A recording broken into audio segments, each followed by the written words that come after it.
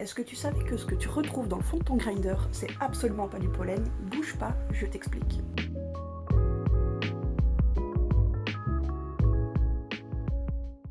Vous le savez maintenant, les graines régulières peuvent donner des plantes mâles comme des plantes femelles. Alors la plante femelle va nous donner la fleur qu'on aime tous consommer, tandis que la plante mâle, au moment de passer en floraison, elle va commencer à produire des petites poches de pollen qui sont comparables aux bourses d'un homme, tout simplement. Et du coup, tu l'auras compris, le pollen, c'est uniquement le tétard reproducteur de la plante, et rien d'autre. Ce que tu retrouves dans ton grinder, par contre, c'est les trichomes. Et des trichomes, en gros plan, ça ressemble à ça. Et ça contient toutes les molécules qui nous intéressent. Le THC, le CBD, mais aussi les terpènes.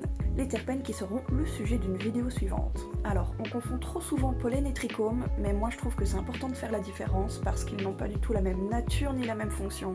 Et ces petits trichomes d'ailleurs, qu'on retrouve dans le fond du grinder, c'est ce qu'on va chercher à obtenir quand on fait des extractions. Concrètement, une extract, c'est séparer les trichomes, en te rappelant que ça contient toutes les molécules intéressantes, des résidus végétaux qui nous intéressent beaucoup moins. Le dry shift, par exemple, c'est des trichomes compressés, et pas du pollen compressé. C'est pas pareil.